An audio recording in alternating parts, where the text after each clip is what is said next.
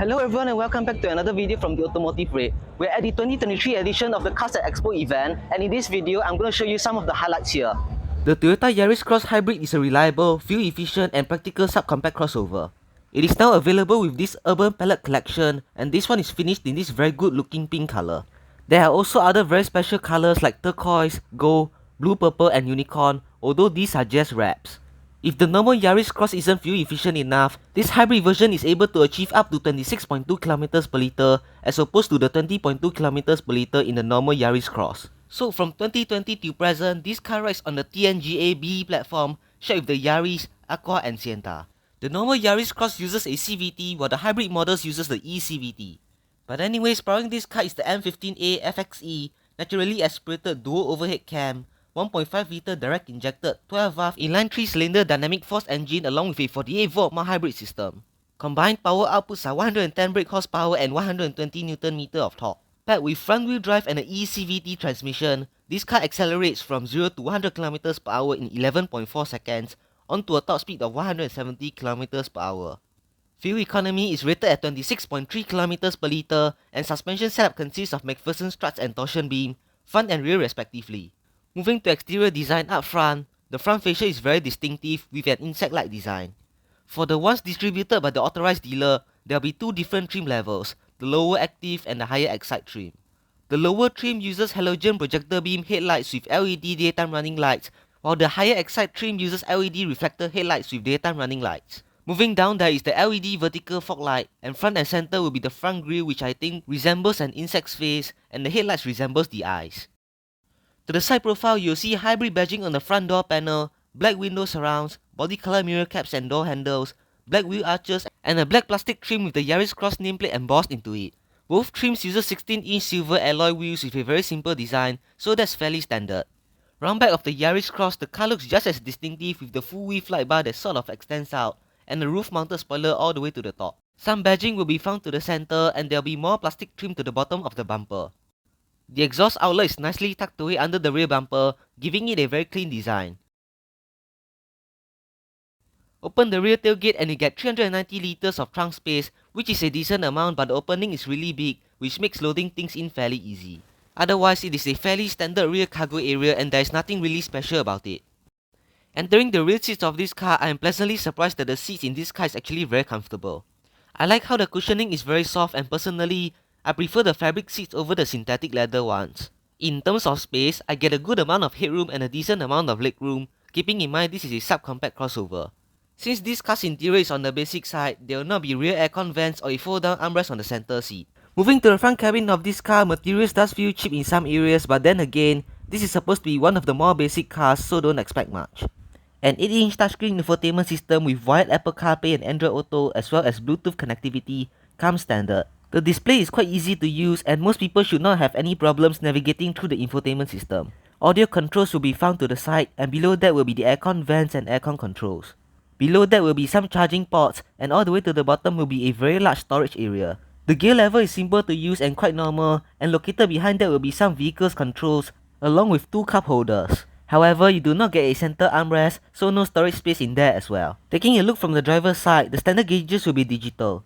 Power gauge is located all the way to the left along with the gear you're currently in. Speedometer is found all the way to the right along with fuel and water gauges. Front and center will be a digital display showing information like the hybrid system, mileage and safety systems. A multifunctional steering wheel is finished in urethane, although the controls are very easy to use and understand. Driving position is quite high for a crossover, which sort of improves the visibility. The front and rear windscreens are quite big and there is a thin C-pillar, so maneuvering this car should not be a big problem. Support is alright, the bolstering is good enough for a car like this. Overall interior build quality up front is basic. Hard plastic is used throughout the interior, which isn't really unexpected, but it feels like something that lasts a long time. Advanced driver assistance systems include adaptive cruise control, lane departure warning, lane keep assist, blind spot monitor with rear cross traffic alert, pre-collision warning, auto high beam, intersection turning assist, emergency steering assist, active cornering assist and crosswind assist. All in all, the Toyota Yaris Cross Urban Palette Collection is a great choice for someone looking for a first car or a fuel-efficient small family car. It has well-proven reliability, great fuel economy from the hybrid system and a very practical interior cabin. The family-friendly Suzuki S-Cross, also known as the SX4 in other markets, is now in the third generation model. First released in 2006, the original SX4 was a subcompact city car that was economical and great for young drivers. Over time, the car changed from the hatchback body style to the crossover body style, and that is what this third generation model is. This is the third generation model sold from 2021 till present. Assembly is in Hungary, and this car rides on the Suzuki Global C platform, which is related to the Vitara and Grand Vitara. In other markets, this car is available with pure gasoline and hybrid options. It is also noteworthy that this car is not yet for sale and just on display at this event. This is the hybrid version, and powering this car is the K14D booster jet dual overhead cam, 1.4 litre 16 valve inline 4 cylinder engine with variable valve timing technology and a 48 volt mild hybrid system. Combined power outputs are 140 brake horsepower and 235 Nm of torque. Paired with front wheel drive and a 6-speed automatic transmission, this car accelerates from 0 to 100 km/h in 9.2 seconds for the front wheel drive model and 10.2 seconds for the all-grip all-wheel drive model. Other markets also get this car with a 6-speed manual or a 6-speed automated manual. Fuel economy is rated at around 17.2 km/L, which is pretty reasonable for a car of this size, but it does have a hybrid system. Suspension setup consists of independent McPherson struts up front and independent multi-link out back. Moving to exterior design up front, I would say that this car is a distinctive design. Unlike most of its competitors, this car sort of looks odd and different. It stands out in a very competitive crowd of subcompact crossovers. There are some body lines along the hood, pretty cool looking LED projector beam headlights with daytime running lights, and moving to the bottom will be incandescent fog lights and turn signals. Front and center will be the rather regular grille with a chrome strip in the middle and aluminum trim to the bottom. And I think the overall front fascia looks very good. To the side profile, there will be black wheel arches, body color mirror caps and door handles, black window surrounds with chrome belt lining and some body lines along the side. Standard for this car will be 17-inch dual-tone alloy wheels with a very dynamic looking design. The overall side profile is rather conventional and not too special here. Round back of this car, there will be a roof-mounted rear spoiler with integrated LED third brake lights all the way to the top. And the rear fascia is definitely very odd looking with the LED taillights and some badging to the center of the rear tailgate. All the way to the bottom, there is this black bumper with aluminum trim and the rear fog light. The exhaust tip is nicely tucked away under the rear bumper, giving the rear a clean look. Open the rear tailgate and you get 430 litres of cargo space, which is pretty good for its size. But the cargo area is tall and practical, so loading taller items will not be a big problem. Entering the front cabin of this car, the interior feels basic, but the layout is very good. The top of the passenger dashboard is finished in hard plastic, and if you were to open the glove box, you get a reasonable amount of space. The standard infotainment system will be this 70-inch touchscreen with wired Apple CarPlay and Android Auto connectivity. As mentioned, the layout is very good, and below the infotainment system will be the audio controls. Below that will be the aircon vents and aircon controls, and all the way to the bottom will be some storage area along with charging ports. The gear lever is very simple and easy to use, and behind that will be your mechanical lever handbrake. Overall interior build quality up front is on the basic side as expected, but not really too impressive. To sum up the Suzuki S-Cross, this is a decently good family crossover, but there is a lot of strong competitors, including the Mazda CX-30, Subaru XV and Nissan Qashqai. The Suzuki Swift is a popular choice for people who just got their driver's license and is looking for a first car. I am going to take a closer look at this car and find out why. Starting with a little brief overview. The ones sold between 1983 and 2003 were rebadged as the Geo Metro and Suzuki Salters, but the actual first generation model was sold between 2004 to 2010. This is the third generation model sold from 2017 till present. Riding on the hardtech B platform, this car shares many components with the Ignis, Baleno and Desire.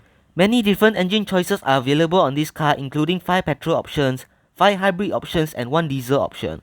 This one here has the K12 engine paired with a 48 volt mild hybrid system. Combined power outputs are 85 brake horsepower and 107 Nm of torque from the naturally aspirated 1.2 litre 16 valve 4 cylinder engine with variable valve timing or VVT.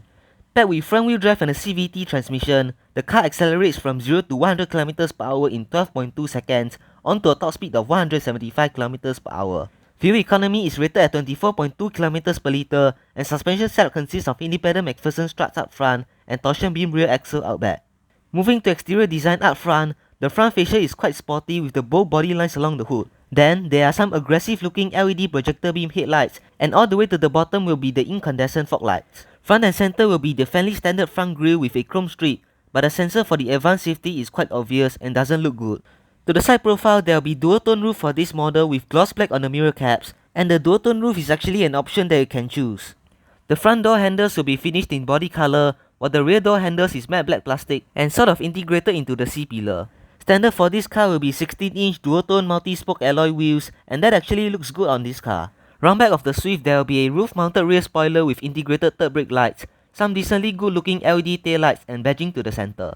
A rear fog light is found all the way to the bottom, and the exhaust tip is nicely tucked away under the rear bumper, giving it a clean look. Open the rear hatch and you get 265 liters of cargo space, which is very limited, but the height is nice and tall, so loading taller items is fairly easy. Entering the rear seats of this car, the door panels are definitely finished on the cheaper side, with hard plastic pretty much fitted throughout the door panel. However, the seats are really awesome. The comfort of the cushioning and the white accents and contrast stitching really makes the seats look and feel great. In terms of space, legroom is a little tight, although I do have some leftover space. Headroom is not really an issue thanks to the practical hatchback body style. Moving to the front cabin of this car, it does feel like a budget car in front, although it's a little better than the rear. The aluminum trim on the door handle and passenger dashboard makes the interior look a little better, but the rest of it is finished in hard plastic. The two round aircon vents adds a sporty look to the interior, and the standard infotainment system would be a 7-inch touchscreen infotainment system with wired Apple CarPlay, Android Auto and voice command. Below that will be some really easy to use aircon controls, and all the way to the bottom will be some storage area with charging ports. Two cup holders can be found to the front of the gear lever, and the gear lever is quite decent in terms of materials used. There's more space behind the gear lever because there is no center armrest. The seats with Swift hybrid stitching really gives the interior a sporty look. Taking a look from the driver's side, the standard gauges will be a combination of analog and digital displays. Tachometer is found all the way to the left, speedometer is found all the way to the right, with a digital display front and center displaying information like odometer, hybrid power, outside temperature and your current gear. The gauges are very easy to read and also has a sporty vibe with the red surrounds. A multifunctional steering wheel with pedal shifters comes standard, although those pedals are more for simulated shift since this car uses a CVT gearbox. To the right of the steering column, there will be some controls for the car's safety systems, and the driving position is actually very good. The height is great, but the rear visibility isn't so good. The C-pillar is quite thick because of the rear door handles that's integrated into it. However, the front visibility is very clear thanks to the thin A-pillar. Comfort is decently good as the seat cushioning is soft and the bolsters are supportive. Overall interior build quality up front is on the basic side, but that is kinda to be expected, so that's not really too bad.